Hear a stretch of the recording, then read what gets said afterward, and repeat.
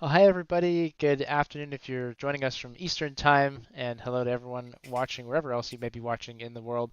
Welcome to our FlightSimExpo 2025 event debrief. My name is Evan. Those of you who were at the show this year may recognize me, and of course, along with me is Phil, and the two of us are here together to walk through some survey results, which we're going to share with you here in a little bit, answer your questions, learn a little bit more, and share a little bit more about what you thought of the show and about how the show runs as we get set to set up another event in 2026 near Minneapolis. Hey to the chat, thank you so much for jumping in and joining us. Appreciate that. Please do ask your questions, share your thoughts. Love to make this a little bit interactive. Good to see some familiar names and familiar friends in the chat there as we dive into some of this. And I think you'll find some of the information quite interesting, quite surprising. At least I certainly do. Jeff is like, I only recognize Phil because he's wearing a red shirt. That's a good idea, actually, Phil. You should keep people actually paying attention to you. I'm And in there's a proper poll dress code today. question. Sorry, what's up? I'm in proper dress code today. Yes, exactly. I didn't get the memo, but I am wearing the Parallel 42 merch from the show, so I got to support our Yeah, sponsors. way to rep the sponsors. Yeah, exactly. And I did throw a little poll in the chat there if you want to share whether you were at Flight Sim Expo in person in Providence, whether you watched the show online, or whether you're hoping to join us in Minneapolis if you weren't able to join us there in Providence or online. And again, like questions, comments, feel free to throw those in. It feels like, I don't know about you guys, but for me, like the show almost never ended. Like we just kind of finished that and it was like right into 2026. Meanwhile, we're doing all these debrief calls. I think Phil and I finished our like internal debrief last night at what, like 11 o'clock Eastern time, Phil? Yeah, it's only 9 o'clock for me, but yeah, for you it Yeah, was how 11 o'clock. nice. So it took us until now to like finally go through all the notes that we had. Had a debrief call with the convention center, with the city, with Ambient, who did a lot of the in-room stuff, with Ops, who did a lot of our live streaming, with FS Elite, with our volunteer team. It's been a process. When again, of course, at the same time, looking through some of your survey comments, looking through some of the feedback in our partner survey, and so we're gonna just, I think, dive into all of that right now if people are happy with that. Poll's going to just end here in a second. Looks like about 60% of you were actually there with us in Providence, another 24% watching online, 14% saying that you were hoping to join us in 2026, but you weren't there or watching in 25. So that's a good sense as to who the audience is. And I think Phil will just dive in if that sounds like a plan to you. Yeah, let's go for it. All right. So we are looking at survey results from about 370 attendee responses. That is about 15% of the people who were actually there in person in Providence. So remember when we're going through this survey data that it's not every single attendee, right? And it may not even be representative. It's about 15% of the total, but pretty good, decent number of people that responded. And then on our partner survey, there are 33 responses. That's about 32% of the number of partners who participated as well. So we're not getting everybody, but hopefully it's a pretty good cross section of the people who were there at the show. And we do have our attendee survey still open. So if you did not do that and you do want to share your thoughts, we would sure appreciate that. You have to, of course, have been to the show in person. Look for an email that is called survey. Share your thoughts on FSExpo 2025, and in there you will find the link to do the survey. It is open until July 27th. So if you want to have your feedback included in this and you want to share any thoughts, totally anonymous, we would definitely appreciate those comments, thoughts, and suggestions as we dive in. So, going to start off with where people joined the event from, and keeping in mind this is the results from the survey and not necessarily every single person. But one of the things that I really find interesting about this is obviously you can see the Eastern US being where we were has a big representation, but we put the comparison with last year, and you can see that the Eastern US is actually one of the biggest sort of points or I guess geographical representation areas that this show has had, and that goes even back previous years. So that's kind of interesting that folks from the Eastern U.S., Florida, Massachusetts even are like traveling to Vegas where we were back in 2024. But clearly there's like a local element to this show which is really important for us and makes a big difference. And we saw that. You'll see some more of that data here in just a couple minutes. But definitely a big representation from the kind of like northeastern U.S., which would make a lot of sense. And then pretty good Western U.S. representation as well. So some people from Vegas made the trip all the way out to the East Coast. We sure appreciate that. But you can obviously see some of those differences that people are clearly coming to the show for where it is. So that gives you a pretty good sense as to like where some of our attendees came from. This would gives us a little bit of a better picture. This is actually from our registration data, so it's not just about what people said, but it's actually like what their billing address was about. And when we look at 2025, top three U.S. states, Massachusetts, New York, and Rhode Island is where the top three states of our U.S.-based attendees joined us at the show from. I'm going to talk about international here in a second. And we just thought it'd be kind of interesting to go look at, okay, like what about the states that previous events have been in? How did those actually represent? So in again, one, two, and three, Massachusetts, New York, Rhode Island. Then fourth and fifth place are Florida and California, where we've held two of our previous events. Texas comes in at number seven overall with 5%. And the not so big state of Nevada, maybe not surprisingly, comes in at 1%. It was number 20 out of about 50 states represented at the show this year. So that's kind of a look at where people are coming to the event from, and I think it really makes the point that if you're an attendee, you tend to be most likely to come to the show if you happen to be close to the event, and that kind of makes sense given how travel can be. Looking back at 2024 in Vegas and 2023 in Houston really makes that point even clearer. So you can see that when the show's in Vegas, you see a lot more of the western states represented. When the show's in Houston, you see Texas represented really well. So clearly, like if you are local, then it's easier for you to come to the show. But we have great distribution from people across the country and lots of people traveling to the event as well, which of course is 100% necessary for it to happen. Obviously, you can't just have the people who are there nearby supporting the event. We're just not a big enough hobby at this point. You need people coming from across the country to support that. So we'll talk about international in a second, but in terms of the domestic U.S. attendee, Phil, anything you want to kind of add on that or double click on there? I think that covers it. And of course, next year with the show being in Minneapolis, which is roughly in the middle, if you look at it east to west, that'll be kind of interesting to see what the cut looks like from that point. I think one of the advantages of Minneapolis for next year is that I mentioned this to you yesterday. Generally speaking, their connections there are such that you can kind of get, from either coast to Minneapolis in one day, right? Like you could hop on a flight and, San Francisco and be in Minneapolis by evening, and kind of the same thing. If you're going home from Minneapolis, you can, head to New York with the time zone being working against you and still get there by evening if you're leaving midday. So we'll see how that kind of compares to the Texas data from the 2023 year, because of course, Texas is also roughly in the middle of the country, east-west wise. Yeah, exactly. And Moose, good point about moving the show around. So we're going to talk more about that, and we'll share some feedback around those specific questions. And David 18, no updates on new airports or airplanes on this stream. This is all about debriefing FlightSimExpo 2025, the convention that happened about a month ago now. Hard to believe it was almost a month ago. But no big announcements on this one. All the big announcements happened on the Friday of our show, so not today. I want to talk about international, which is obviously a huge part of our event. I spend a lot of time talking to venues, to hotels, to the city of Providence, and of course now in Minneapolis as well, about how international this event is. And this slide tries to help that. So we talked about our US based attendees. And when it comes to the attendees, like clearly the US is the biggest source of attendees. So if you look at 2025, we had about 89% US based domestic attendees, 11% international attendees, representing 33 different countries, which is like huge considering where we are right now and how travel has become a little bit more difficult. I mean, I remember we were talking to folks in Israel, in Qatar, in Dubai on the week of the event, and they're like, all of the flights just got canceled at the airport, the airspace in Qatar is closed, right? So everything going on in the world, to have that level of international participation is huge for us.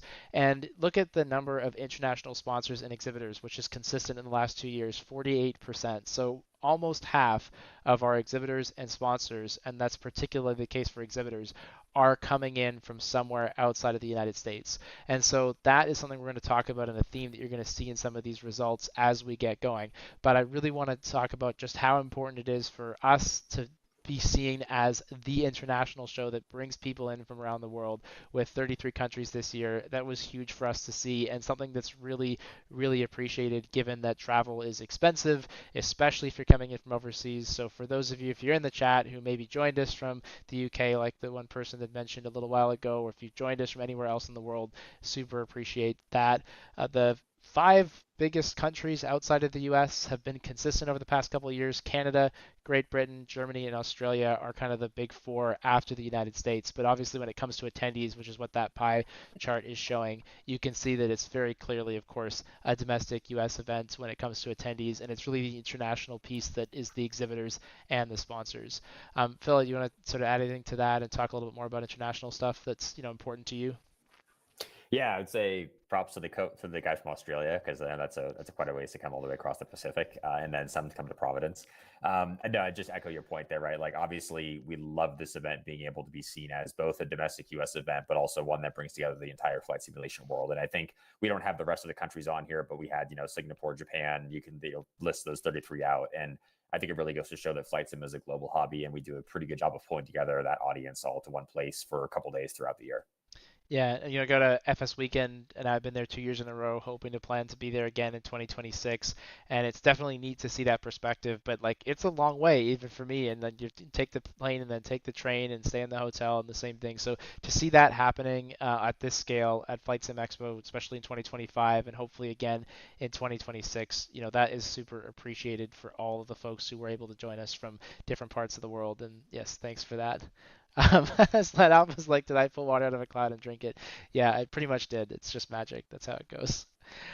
Primary travel method. This one actually did kind of surprise me because I was expecting more car, given how we looked at some of those results showing that a lot of people were local. But we're at 55% commercial flight.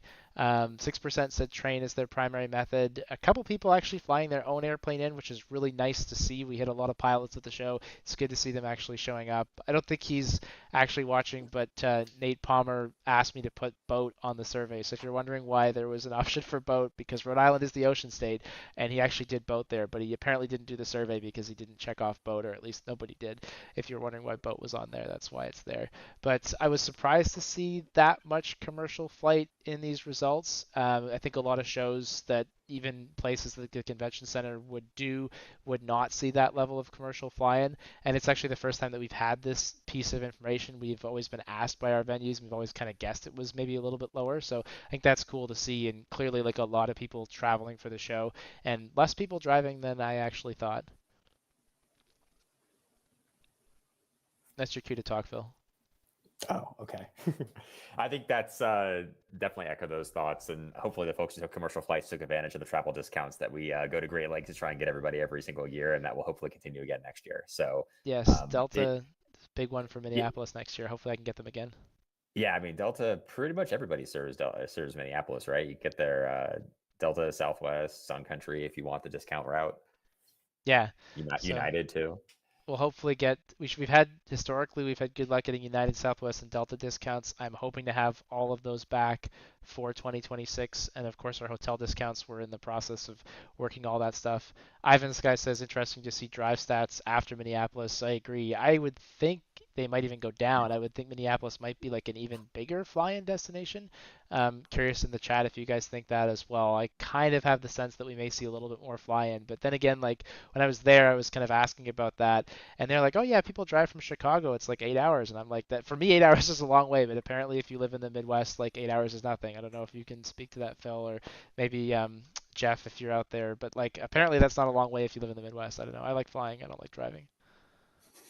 Yeah, I'm with you there. I have family in Texas, and I agree that oh, I drove 5 hours yesterday to go to a state park, and I'm like, you what? Because for me, like 5 hours is like my entire day. Yeah, But exactly. yeah, if that enables more people to come to Minneapolis, if Chicago's within driving distance, I'll take it. So overall thoughts on the show here, pretty consistent, I should say, between the 2024 and 2025 year. This was a survey out of 4, and these are averages, and you can see the numbers are really, really close in a lot of these cases. One thing that I want to highlight that it's actually a big difference, even though it's only zero point 0.1, is that location between 2024 and 2025. So interestingly, attendees saying that they preferred Providence versus Vegas, which definitely flies in the face of a lot of the traditional convention wisdom. Vegas CVB will say to you, anytime that you leave Vegas as a show, your numbers are going down. Well, we proved them wrong, so we had more people in Providence. So that's very interesting. And people preferring Providence versus Vegas was also really interesting. Again, it looks like a close number, but we're averaging out of 4 over, 4 or 500 responses each year. So it's actually a pretty good difference. Then, of course, the obvious big difference is in the venue, and that was definitely the weak spot in our survey from 2024. Rio, and I think just Vegas generally, is like very much a love it or hate it destination, and we kind of did this little poll on stage on Sunday when we announced Minneapolis, and it was that very much the same thing. People in the room loving Vegas, people in the room saying, I never want to see the show in Vegas again. We've heard the same thing from our exhibitors. And so interesting to see that this year the venue scored much more highly than what we saw in Vegas in 2024. I think you have to go back to Vegas at some point. It is a convention capital for a reason, but just the extent to which we will get somebody saying, just as we saw in the chat, like, I really want the show back in Vegas, and then somebody else will say, I never want to go to Vegas again. It is very much a polarizing destination, more than we've seen out of any of the other venue survey things. Phil, I don't know if you want to speak to that. You were with the volunteers, where like all the volunteers are like, no, don't ever go to Vegas again, right? Yeah, I think we actually mentioned this in last year's debrief too, where I think I literally could go through last year's survey results, and for every single comment of like, I love Vegas, I should be there every year, there was an equivalent, we should never go back to Vegas ever again. And we asked that, it's a very similar question to the partners about halfway through the cycle this year, and it was the same story. So as we mentioned, Vegas is literally the most polarizing. It always is the most liked and simultaneously the most hated venue whenever we ask that.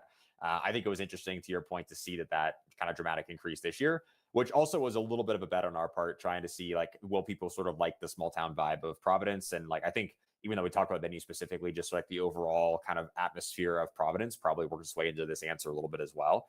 And then also happy to see you didn't talk about it, but on the far right there, apparently the exact same number of people want to come back this year as last year after you Yeah, that's normalize cool. it. So that's good to see. People obviously wanted to come back, or it's the same people who don't want to come back still don't want to come back. I don't know how to read that one.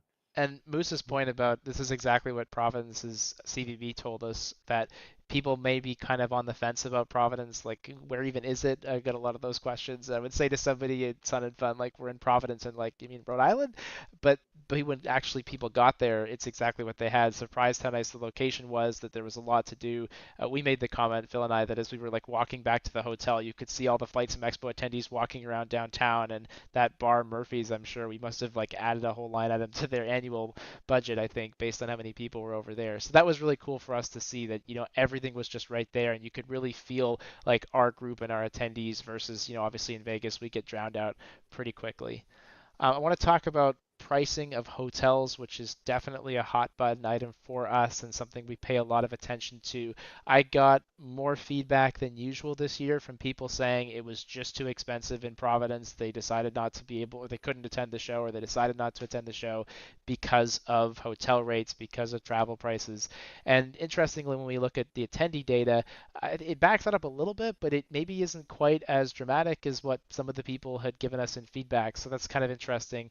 51% saying that the hotel options that we were able to provide offered good value. Another 35% saying it was on the higher end but worth it, and then 14% saying too expensive. And our hotel rate this year, 199, which that was of course for Providence, but will be actually lower in Minneapolis, which is awesome. But for Providence, 199, and I think that's probably a hard ceiling for us. We're talking about, what does the future in Providence look like in 2027 or 2028, and that's one of the pieces of feedback that I've been sharing is like $200 a night. I just don't see how we can go any higher based on what people are telling us and based on what some of the survey results are showing, not just here, but in our attendee surveys in the past. That really feels like something that's important to people. And so we're working to try to get those rates as low as we can. Happy to share that, as I said on stage on the Sunday, our St. Paul rates are going to be in the 149 to 159 range, plus, of course, tax. So definitely a little bit of a price break on the hotels there, which is something that I think is important for us and something that's a factor for sure in the Vegas market, since we're all talking about Vegas, because obviously hotel pricing there has changed quite a bit in the last couple of years. So I think people were generally happy with the hotels, is how I take this. I heard a lot fewer complaints from people about hotels, and I usually do hear about most of the complaints, I think. So that was nice to see. And generally, that area, from my own perspective, and where I ended up staying, which was the residence with the free breakfast, I thought that it was just really nice to have a few different options there, at a few different price points. People wanted their Hilton points could stay at the Hilton. The people who wanted their Marriott points could stay at a residence. I think that was a nice thing for us to be able to offer people, even though I know those rates were certainly pushing it by comparison to what we've done over the past couple of years. And yeah, DH Paradox saying, glad to hear the hotel rates are lower. Me too. We worked very hard on those rates. We always do. Nick FlightX saying we split 4 people in the room to help with the price. And yeah, exactly. Like doing stuff like that, whatever works and whatever you can do to like kind of make the show work for you is obviously a great thing. So splitting hotel rooms with people, or I know people that stayed at Airbnbs. I know people that stayed a little bit further out of downtown Providence to try and help with that, right? Whatever you can do to help with that cost, obviously, and still be at the show definitely helps us out quite a bit. Phil, if you want to maybe talk about this next slide, we asked this question. I know it's a thing that you'd really talked about a lot with us in advance of the show. So if you came to the show in 2024, we asked you which of the two event styles did you prefer? Did you prefer the 2024 style where like everything is in one building, the hotel, the convention's all attached? Or do you prefer this year where it's a convention center and you've got a bunch of different hotels and it's kind of that like choose your own adventure model? So the results 63% saying they preferred this year's model, 37% saying that they preferred the 2024 model. And again, this is of people who have been at both shows. So, Phil, if you want to talk to this, because I know it's a popular item for you, and I'm going to pull some more water out of thin air. Sounds good. I think, as you were mentioning, so this is a question we obviously asked folks who attended both so that we can get an accurate comparison because we obviously want to be able to ask this to people who did go to both last year's show and this year's show.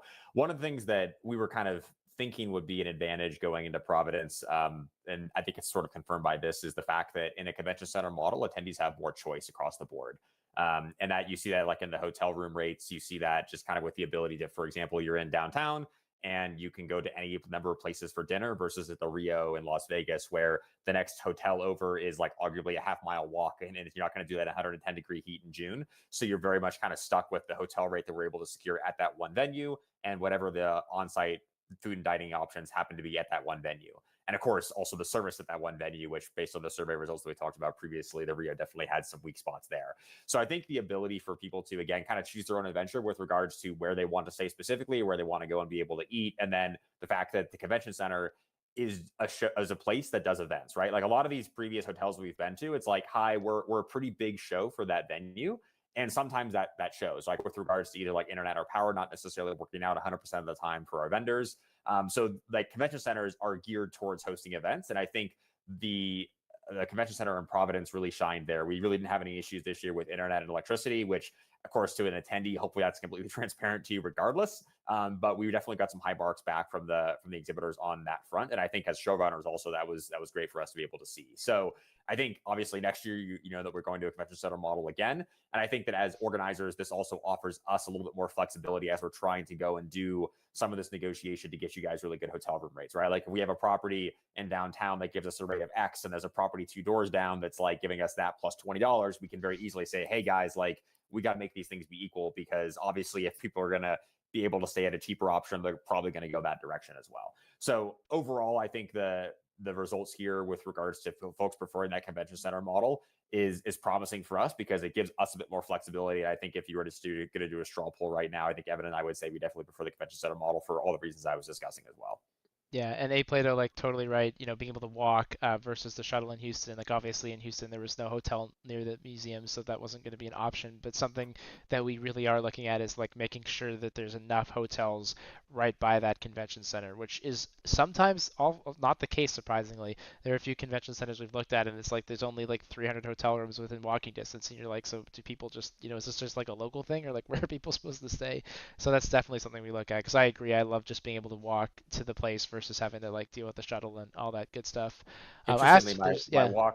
I was telling a few friends, like my walk from the yeah hotel room to the convention center this year was about 5x faster than it was in the Rio. By the time, like you go down the hotel elevator, you walk across the casino floor, you walk down a long corridor for a quarter mile, and then you get to the actual event space. It was like a 15-minute walk easy.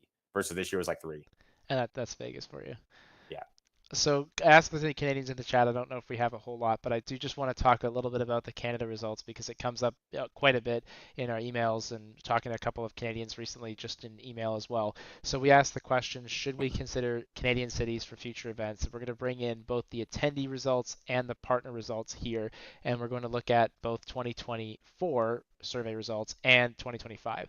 So starting with the attendees and how that looked, back in 2024, this was the answer. So 64% saying yes, but 36% saying no. Hey, there's Sizzling Popcorn. All right, we got one Canadian in the chat too. That's good. So that was last year, and I kind of thought that we would see an increased interest in Canada, but that is wrong. If you are an attendee, you were actually less likely to want to go to Canada. It's gone out of 62% versus 64% last year, which I think is really interesting. And again, go back to that 89% of our show and even a couple of years ago, 85% of our show being Americans, that's a pretty interesting statistic for us to say, there's definitely interest in Canada, which is good, but there's like 35% of people who maybe wouldn't come to the show, which is bad. So where does that leave us around Canada? I also want to talk about the partner side because we're looking at both what do attendees think, but also what do our exhibitors think. And this was the real surprise for me. So in 2024, so this is last year, exhibitors pretty much paralleling the attendees, 61% saying yes, 39% saying no. This year, it's actually gone almost 50-50. And that's really interesting because our exhibitors are almost 50-50 international versus the US. So you would think, like, if you are outside of North America, you don't really care if the show is in America versus Canada, but you can look at the data and actually show that there's definitely more of a split there than you would think. And again, the way the actual question is phrased, it's should we consider cities? So people are not necessarily saying they would or they wouldn't go, but they're saying like, no, we don't think you should at a 49% rate if they're an exhibitor. So that was pretty surprising. Sizzling Popcorn make a good point about Americans having or not having passports. I was actually curious about that too. So we did throw a poll question in our weekly newsletter called Radio Check that comes out every Saturday and it goes through the latest news in flight sim. And of that response, 88% said they actually do have passports, which is way higher than what the average is.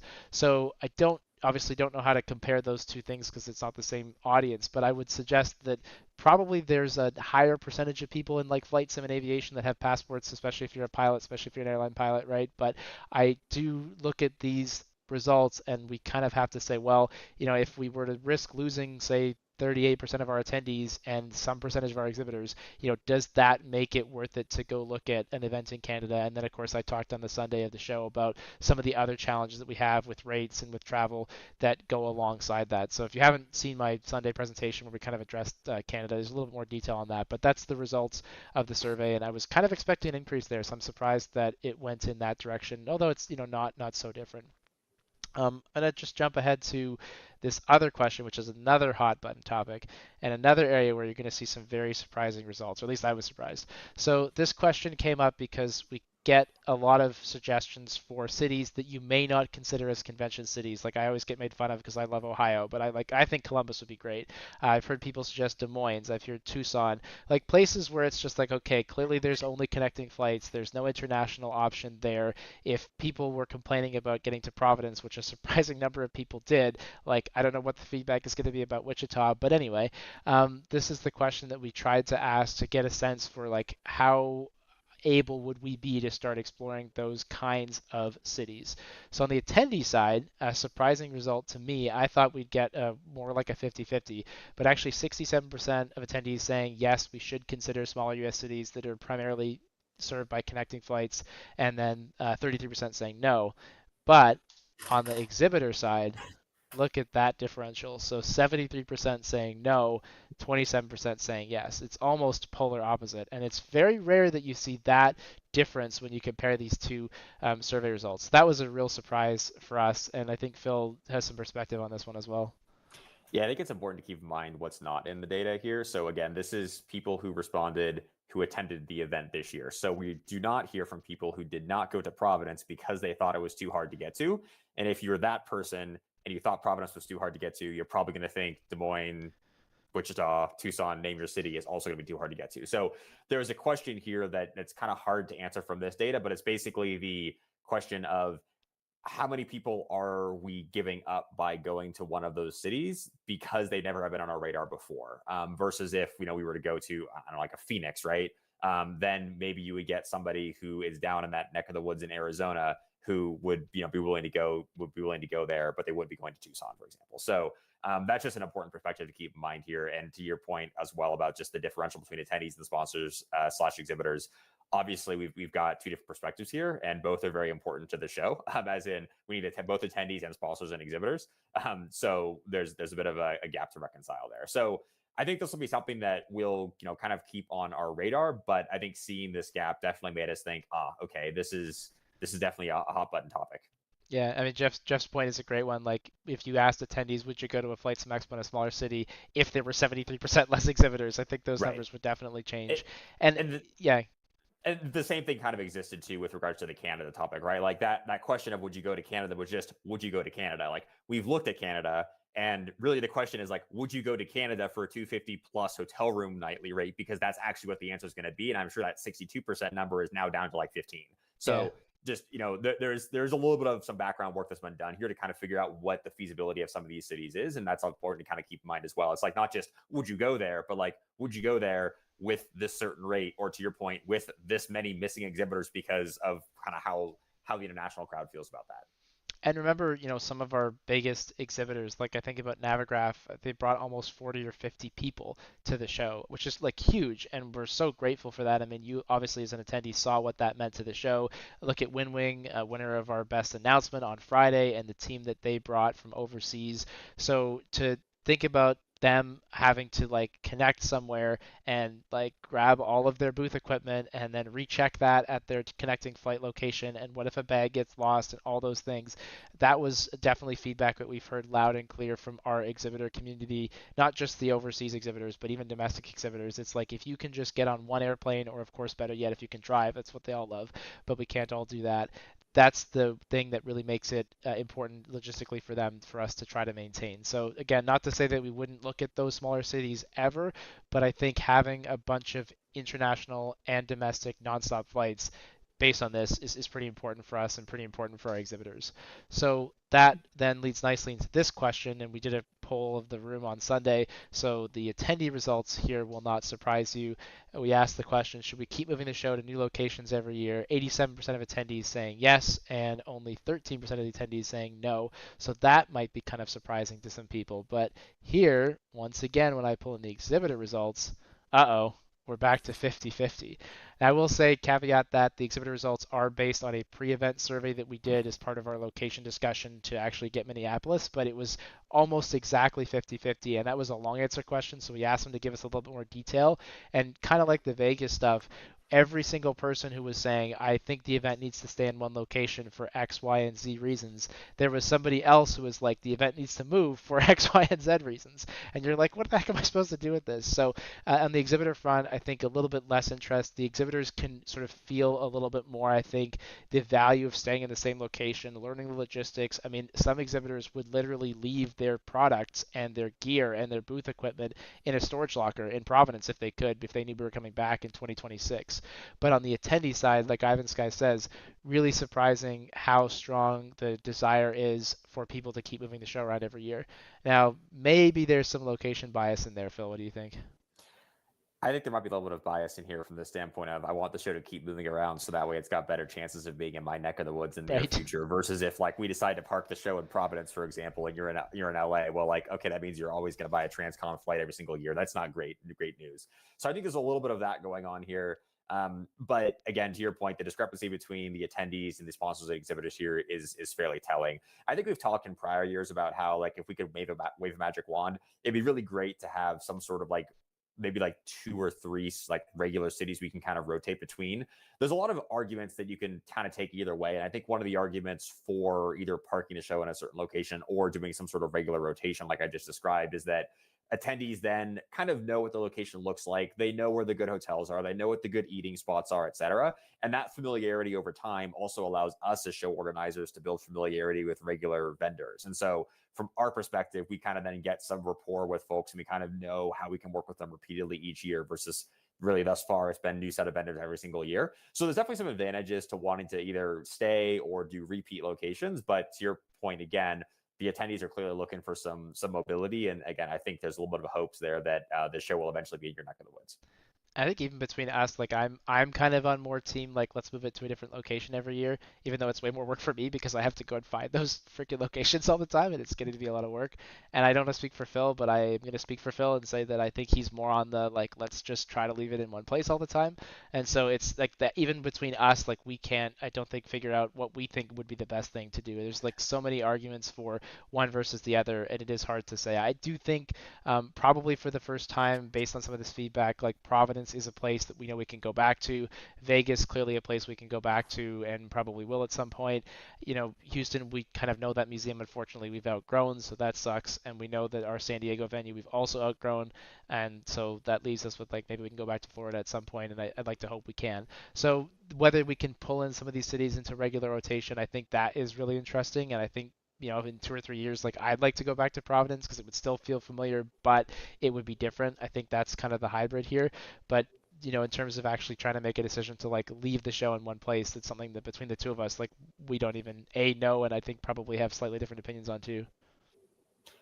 Yeah, I think that's right. And when we think about like what model of those two things would work, I think we also as organizers want to be very careful around the concept of like, oh, the show is not convenient for me this year, so I'm going to take the year off, and then maybe in a year or two I'll jump back on the bandwagon. Like that, if everyone takes that opinion, the show doesn't work. Correct. Quite frankly. So I think it's really important just from the attendee perspective to also realize that like while I know that it's not going to be convenient every single year because right now the show has moved around, it is really important that, assuming that you enjoy going to the show, that you try and make the effort to attend. Because if it's, oh, the show's on the East Coast, all the West Coast people decide to bail for 1 year, we have half the attendees. That doesn't really work. Yeah, unfortunately, So, like that didn't happen, or right. or we would have had a problem. And so I think that that is important to know. And like hopefully, maybe by moving it around, maybe okay, it's going to be close to me 1 year, so I'll spend a bit less this year, so then I can spend a bit more next year because I do have to travel a bit further. But for those of you who travel, for those of you who spend money on the show, like that is super important. And if I know there's some people out there who do wait until it's a bit closer, but like that is really difficult for us because until as long as we can show growth every year, it's easy for us to pull the exhibitors back in. If the show starts to decline, it's a lot more difficult to make that sell. So thankfully, every year we've had more people attend. Every year we've kept growing. We've seen people that have been at the show in Vegas that then traveled to the show in Providence.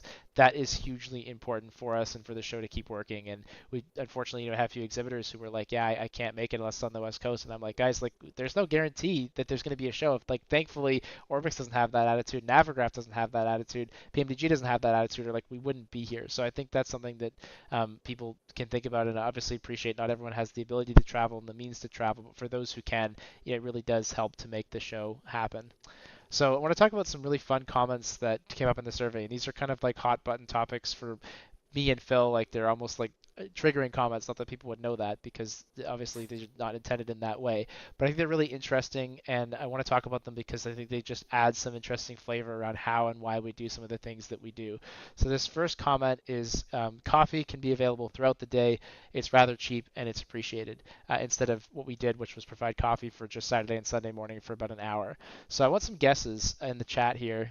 So how much money do you think we spent on coffee? We provided coffee for effectively 3 hours over the course of Saturday and Sunday. How much money do you think that cost? Any guesses are open, no judgment.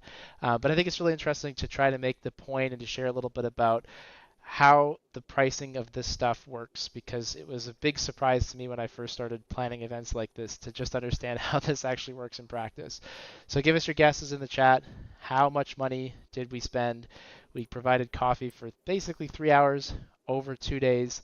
How much money did we spend on that? And we'll talk a little bit about that. Again, the person suggesting this question obviously wasn't suggesting that we were cheap or anything like that. They're obviously just suggesting, hey, this would be a nice thing to have. So, and I have no idea who sent in this comment either. But I just think it's really interesting to talk about some of the differences. So I've got Granelli Designs at 3,500. I've got Ivan Sky $2,000 a day. So we've got 1750s a guess. Slant Alpha's got a good point. 2,600, a couple of 5,000 guesses. 10.5, I see 10,000. I feel like an auctioneer here at this point. Good point. Yes, Say Intentions obviously helping to sponsor the coffee. Big thank you to Brian for doing that because obviously we wouldn't have been able to do it. So Jonathan Galed with 15,000 is about right. It was $15,000 to provide coffee for 3 hours over 2 days, just so you guys have a sense as to what we're dealing with when it comes to pricing here.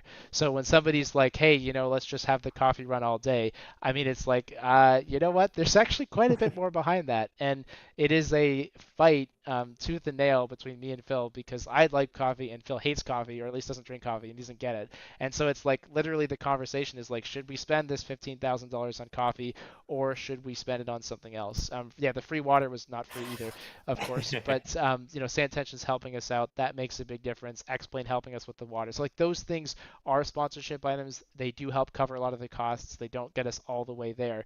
But the concept of, oh, you didn't have previous knowledge. Okay, I figured you would. But yeah, 15 grand for coffee. So like that is the level that we're dealing with when it comes to pricing. And that is actually cheap, believe it or not. Normal coffee prices are around $100, maybe a little bit more per gallon. And that's going to give you about 10 or 15 cups. And so I forget, it was something like 100, obviously 150-ish gallons, maybe a little bit more of coffee that we went through, and that just gives you a sense for what that is. And I mean, it's not, that's not in any way out of the ordinary in Providence. You're going to see that anywhere you go, probably more expensive in a Vegas than a Providence too. So something we love to be able to provide you with. I think it's a really nice way to start the day. But like, these things cost an insane amount of money, and what's frustrating for me as an organizer is like, I'd love to be able to say like, okay, just like, you guys just buy the coffee, but you'd have to buy it for like 20 bucks a cup, and nobody would ever pay that in real life. And so that's one of the things that we're always struggling with is like the expectations of our attendees, because like we're right used to going to Starbucks and buying it for $3 versus what you would pay at a convention center and convention center pricing. Yeah, if anybody wants to try and do the math based off of their own personal consumption, coffee was $92.40 per gallon. And Yeah. that's, like Evan said, pretty on par with what we see at most of the places that we go to. So obviously the logic that I try and run with is, okay, in the morning before the exhibit hall opens, everybody needs that morning pick me up. But once the exhibit hall opens, you have a bunch of flight sim gear to give you all of your caffeine hit. So that's why we try and turn it off after that point. So obviously super grateful to say intentions.ai for helping us with that this year. But yeah, I think it's some good perspective as to why we don't necessarily do coffee all day, into the afternoon hours when I know everybody is probably looking for a cup if you're a coffee regular. Yeah, and so something, we hope to be able to provide, but I just, and of course we're just talking about, this one item, but this applies to, the free drinks that were available during the social event, and this applies to the food at the banquet, and this applies to the food that we offer to our exhibitors as well. So just the differences in like what we pay to go to Subway and get a sandwich versus what a sandwich would cost at a convention center, like that is just how these things work. And so, somebody at one point was like, hey, we should have lunch included in our like FlightSimExpo tickets, and I'm like, you have no idea how much lunch costs at some of these venues. It's crazy. So that's something to think about. And yeah, Jeffrey, like there's a great cafe right across the street there, Cafe Nero. Like totally. I just think it's like a really nice thing that you can walk into the show floor and it's like right there for you. And I think say attention's agreed. So whether we can get that sponsored again, whether we can do that again in the future, we'll see. But I'd love to see it if that was something that we can pull off. Um, this one's another fun one that is definitely another 50-50 topic, I think, anyway. The comment is workshops like the Moby Flight seminar I attended should be held in a separate room, not on the convention floor. And I think maybe Phil and I have a disagreement on this one as well. So I'll say my perspective, and then I don't know where Phil is on this one actually. But for me, I liked having it on the show floor. This was an idea that Nick from FlightFX had kind of bugged in my ear a couple of years back, and I was a skeptic, and I was like, I don't think it's going to work. It's going to be hard to hear. People are going to complain about the audio quality interfering with the exhibits. I think it worked. This is both having Moby Flight, having the FS Elite stage, having the community stage.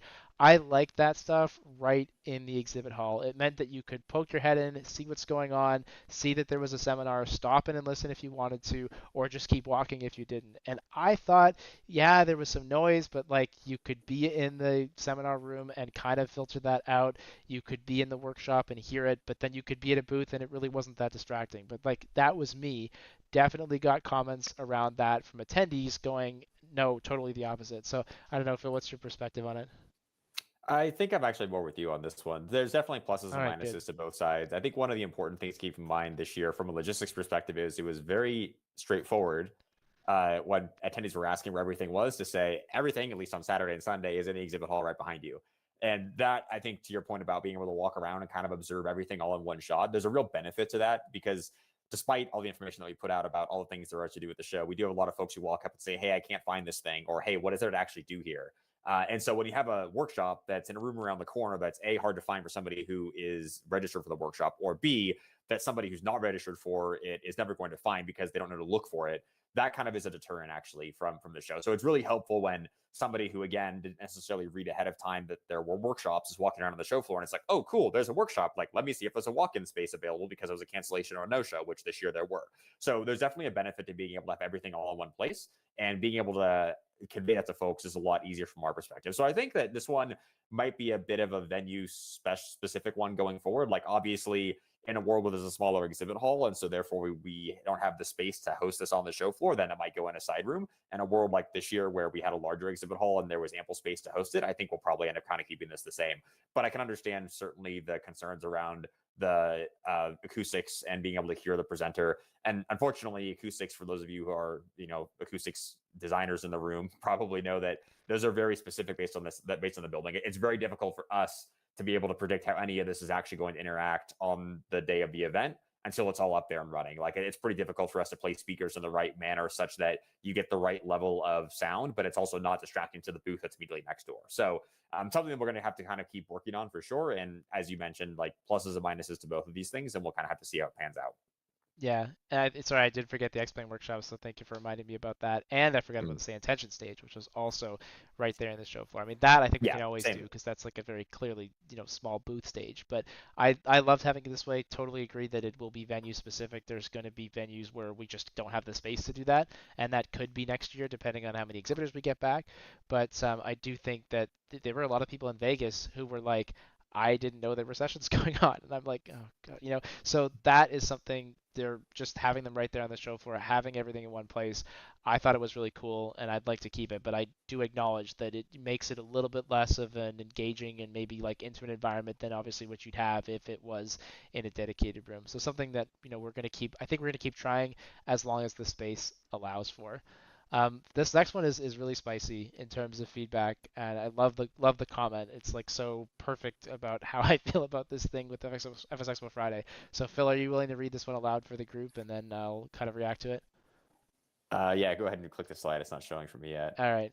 Oh, all right. This is good. And by the way, we always do say that for people who submit the comments on the survey, thank you very much for filling this out. But also, we do read every single one of them. And so here's a case where this is going online. So It's actually the I was wrong one, but it's disappointed in still the good. lack This was a different of one than I thought, but products. it's still good.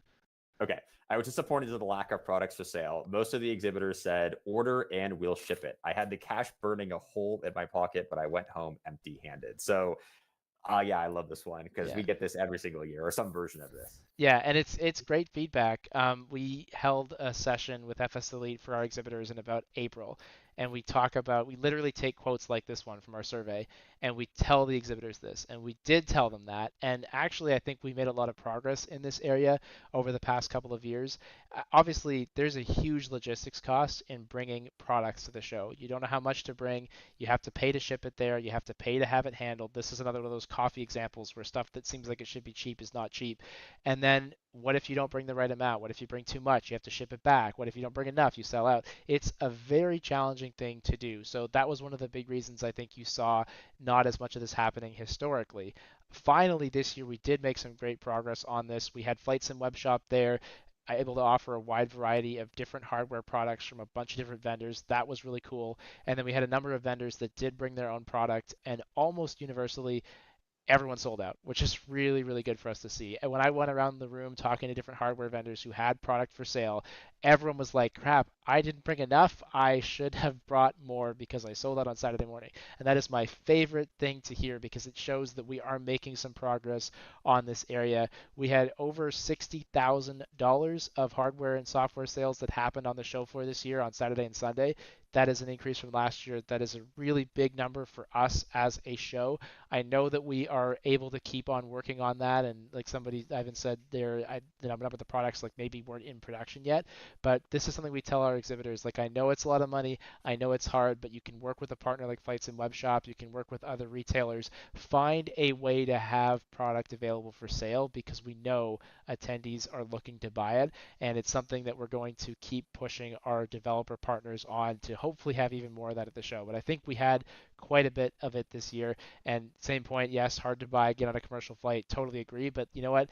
There were a lot of locals there too who I think wanted to buy. And I don't know who said this comment, but I think they were actually from overseas.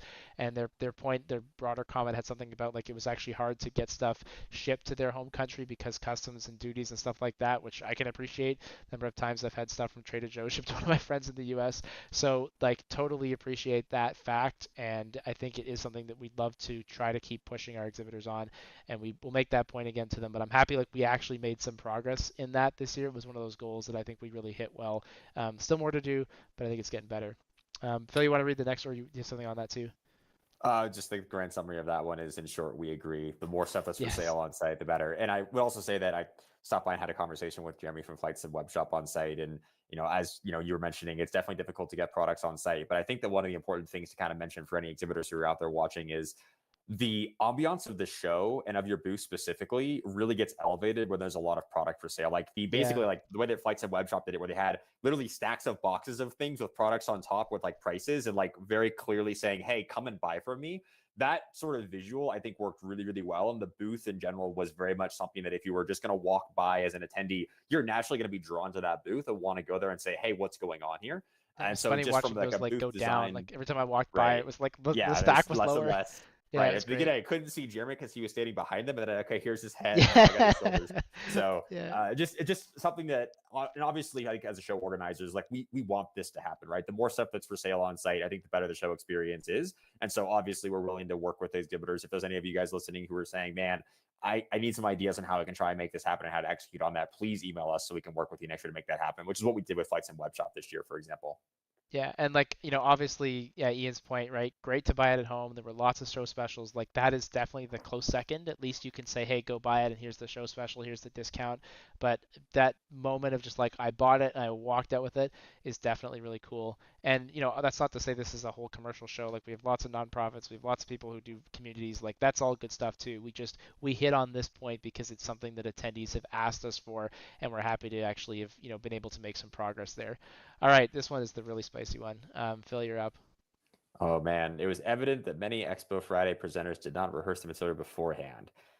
So the major presentations were all fantastic, and it's no surprise that winning was the best. And then the comment: a requirement should be for presenters to prove they have rehearsed. I mean, that is spicy. That is Yeah, spicy. I don't know who this made is the one of those comment. ones where It's anonymous, I would but love it's good. I would love the follow up where it's like, great, and how do you think we should do that? Is Yeah. the back the my response back, right? In general, I would say the upshot to this one is also a short "we agree," comma, but Yeah, and so I mean, Moose, you were backstage with us, and he has a really good insight into how all this stuff works.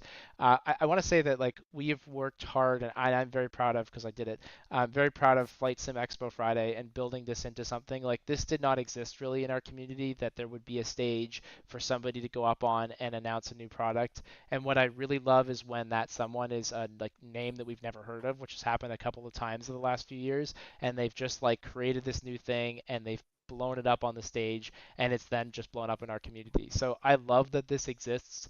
It is very, very, very hard to do because it happens once a year from people who may not have any public speaking experience. I have a little bit of public speaking experience, but like that stage is terrifying. Like I was there as the last like 10 seconds of the video were playing before I had to go on. My hands are shaking, I'm sweaty, I can like my heart is racing. Like it's terrifying to be on that stage. And I've at least done it every year. If it's the only time that you've done this, that is not an easy place to be. And then on top of that, you have to, while you're busy building a flight sim add-on, figure out time to make a presentation, try to figure out what it should be, maybe get a video put together. Like it is a hard thing to do really well. That being said, I feel that we really work hard to try to get the exhibitors the information that they need about how much time they're going to have, about what's going to happen if they go over their time. That stuff gets communicated in advance from our side. It doesn't always get read or understood or comprehended completely, it sounds like, from our partners. And so we do get some variety. I think some of that is a good thing. Like we were talking about this in our team debrief. I like the authenticity of it. I don't want it to be, a bunch of like professional speakers that like somebody hires and it's nothing to do with flights. And I want the creators to be on the stage. I want them to have that experience. However, it's definitely something where you can tell who has that experience, who's done it before, who maybe has some professional speaking experience outside of the actual show, and somebody who's doing it for the first time. And like Moose is saying, I mean, there were multiple times that we sent him out to be ready to cut somebody off or ready to be going on stage to remind them about where they were on time. There was probably about 15 people all in that were running that show from our volunteers who were helping get the speakers to and from the stage. There were about 8 or 9 people from the venue, from Ops, or a live streaming partner, who were there running the technical side of things. I was back there. Connor was back there, the other AV person who helped run all this show. And it's like there's a lot of moving parts to this. So I actually think I'm pretty proud of how it all turned out. But this point is well taken. It's something we'll keep on sharing with our different exhibitor partners and our developer partners. But I love Friday. I would love to see it keep growing. I would love to see just like a little bit more, maybe in terms of that ability to rehearse. But the comment of like, let's make a requirement that they rehearse, or even like, let's make a requirement that they send us slides in advance. If we had enforced our slide deadline, we would have had one person it would have been so fly, and he would have had to present for 4 hours because that's all I had when the deadline passed. So it's really fun to see this, and honestly, it is exciting. I mean, people were making their presentation the night before, people were showing up with it on the day of, and like that sounds crazy, but also like things literally got made the night before, and they were announced the next day, or they were made that morning. Videos were created on site and then shared because like that's how fresh the content was, because people wanted to get the latest build and put that in their video and share that. I think that's cool too. So that creates more risk. It means there's going to be a little bit less perfection, but I think sometimes it creates some more authenticity too. So I don't want it to go so far in the realm of like, I won't even say perfection, but excellence, that it's like not real anymore. I want it to feel authentic, but I know there's some more room that we can have to improve upon. And it's only our second year doing the full FSExpo Friday, so I want to keep building this into the future. Um, yeah, I think that's what I got on that one. You're the one who executed Expo Friday, so I'll let you be the one to speak on that topic. Yeah, fair enough. And when it comes to just trying to make that show and make that into what it is, a lot of the support from the team makes that happen. And of course, then the developers being willing to do that, like we really, yeah, yeah, that's right. Great point. Santiago from Nimbus saying I can't go for drinks. Evan is waiting for my slides. Yeah, I mean totally. So we had some feedback. DH Paradox got a good point about trying to find a better way to like communicate who's on stage. That was feedback that we noted from this year for sure. I have about 20 different points from Friday this year that we wanted to try and build upon as we keep on making that happen. But ultimately, what we need developers to do and what they have started doing is like think about this in your development cycle. So don't be the guy who releases your product 2 weeks in advance of the show without thinking about it. Be the guy who's on the stage sharing the update right there in front of everybody, because that's what we're trying to get people to do. And I think exhibitors getting that message, people feeling that there's some value on Friday, attendees being there and enjoying that show, that's what helps to build into this concept. So I definitely think it's working. Yeah, Sean's reminds me that yes, they cut me off on Sunday too. That was good stuff. I think it's working, but I think we can still continue to refine that concept even further. So that is what we have for you in terms of results, in terms of survey feedback, in terms of commentary. Obviously, you know where we're going in 2026, voted on by you in our attendee survey. And now we're happy to answer any questions. And we've got a couple of comments that have happened throughout the course of the chat. But if you have questions about any of these results, if you have questions about what some of the partners have said about Friday or about the show itself, if you have questions about ways that we run the event, how the event cycle works, obviously we answered some of those questions when we were wrapping things up at the show on Sunday and when we announced Minneapolis in the first place. But if you have any thoughts or just even general thoughts around the show that you'd kind of love to bounce off the two of us, we are more than happy to answer any of those questions, see what feedback that you have. From my perspective, and I think Phil can speak to this as well, but on my side, I think this is probably my favorite of the events that we've ever done. The Houston one is like a close second because it was just in such a cool location. But I loved being in Providence. I loved the walkability, the weather, the food, the options. Like it really felt like a fun place to be. And I think operationally, our team pulled together and the exhibitors pulled together a really, really nice show for attendees to enjoy. And I think that all worked really well. So I was pretty happy with that, and something that I hope we could repeat in Providence again at some point in the future. Phil, I don't know if you have any like overall thoughts, and as we're waiting for some potential questions here. Yeah, I think my thoughts are generally along the same lines. This was definitely my favorite event from an execution standpoint, and also from a ambiance slash environment standpoint, being in Providence and being at a convention center for the first time.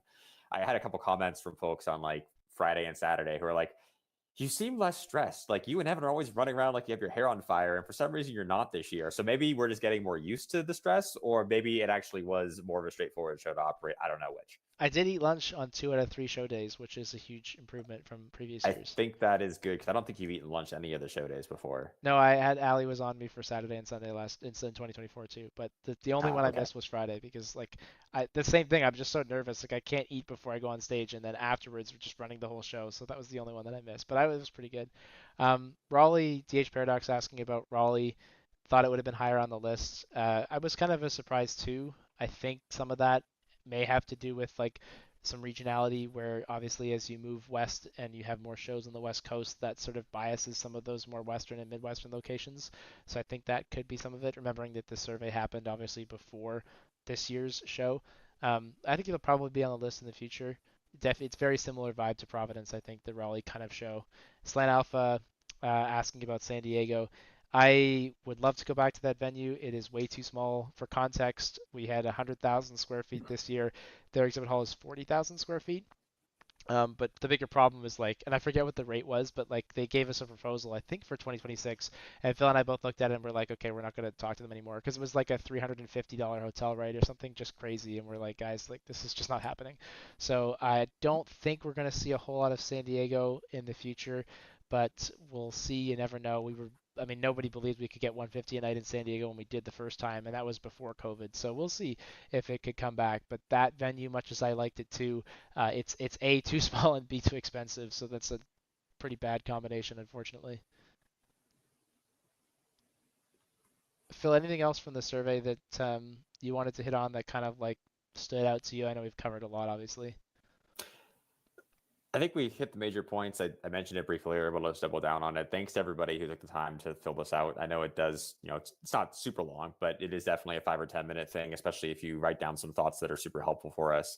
We do go through every single year. We take a look at every single one of them, not just the kind of aggregate data like we were presenting here in this survey, but then of course some of the comments like you were seeing at the end of this discussion. So that really helps. Like it really helps be a guiding star for us in terms of like what do we need to try and tweak next year. There's always some thoughts of like what Evan and I do and don't like, but getting that gut feel from the attendees who are on site is super critical. And so the more representative that survey can be of the entire attendee base, i.e. the more folks who fill that out, the more helpful it is to us. So I know a lot of you guys on the call here, it sounds like you definitely took the time to fill that out. And if you're somebody who hasn't, please go do that so we can make sure that your voice is heard as well. Yeah, definitely. And Jeff, that's a good point there. Just comment saying a lot of the reason that I go is to reconnect with the folks that I met at Houston and Vegas and folks I meet online throughout the year. We didn't have this in the survey, but we did ask if you had been to our show before, what made you come back? And that was the biggest reason. 50% of people in that question saying that's why they came back was just to be able to meet with people, to reconnect, to hang out with friends. So like that is really cool. That's exactly my story. Like that's why I go to the show every year.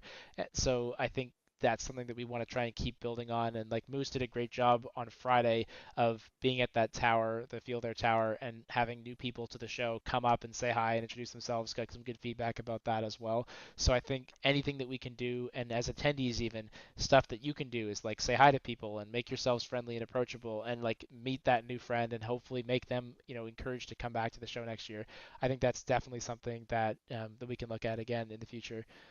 Phil, you want to give the Moose is asking for an attendee number, and then you can give your number, and I'll give my number. I don't have my number memorized.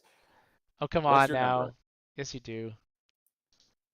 This is the question about the what was the final attendee count? Yeah, Okay, so this is a rounding, but the actual attendee count for like physical people on site at the event was about 2,500, which is more than we had last year in Las Vegas. I guess I need to say 2 years ago now. So in 2024 in Las Vegas. yeah. And so, I mean, like that's the in-person number. I am saying we had 3,000 people because I'm counting the online only people, which count because they help, they support the show, they do a nice thing for us. They can't make it to the show in person, but they've still helped to support the event that way. That does not include FSA captains, by the way, who've watched the online only event for free. That's just the people who've bought that online only ticket. So if you add those up, the in-person registrations were at 3,088 people who like registered for the show in some way, not including being an FSA captain. And I think that's a huge milestone for us. We're not quite at 3,000 in person yet, but 3,000 registrants, biggest number we've ever had, alongside the 2468 number that Phil gave us, which is the biggest in-person attendance we've ever had. Those are really cool numbers for us to see. And in a year where perhaps maybe it was a little bit more difficult with some of the things going on. And I know there were some exhibitors. A Plato's got a good question. Did you hear from any potential exhibitors that weren't willing to travel to the U.S. this year or that weren't able to travel to the U.S. this year? Absolutely. There were a number of reasons for that. And like I said, one of the big ones was like the airspace in Qatar was closed for several days. I had talked to a gentleman from Israel whose flight was canceled because the flights weren't able to operate in and out of Tel Aviv at the time because of things going on in the Middle East, right? So there is a lot happening in the world that affects attendance, and even domestically, we had people. We have a pretty proud of our refund policy, which is basically you get all your money back if you can cancel before May 15th. Had a lot of refunds this year from people saying, just can't make it economically, things have changed, whatever. So having that growth this year definitely a big thing. I think we officially had one exhibitor who ended up canceling their plans to attend the show that had cited like where they were from Canada and they sort of cited like border issues as the reason. That was the only like official one that I am aware of, but I do know there were some exhibitors that wanted to go a little bit bigger that had some their team members that maybe didn't feel as comfortable traveling, or like I said, there were travel restrictions, they couldn't travel. So that was definitely something that I think impacted the international attendance a bit. And if you look back at the survey data, you can see that there was a bit of a decline in international participation, but fortunately not a huge decline. And fortunately, we still had some great international presence at the show. But I think it was there. It's like an area that we obviously have to keep an eye on moving forward, and something I hope that we can keep that international spirit and presence because it's so important to the event. Yeah, and I think sort of my last word here is people always tend to ask us like, what can we do as attendees to try to help better the event? And I mentioned this on site at the closing seminar, but I'll say it again here.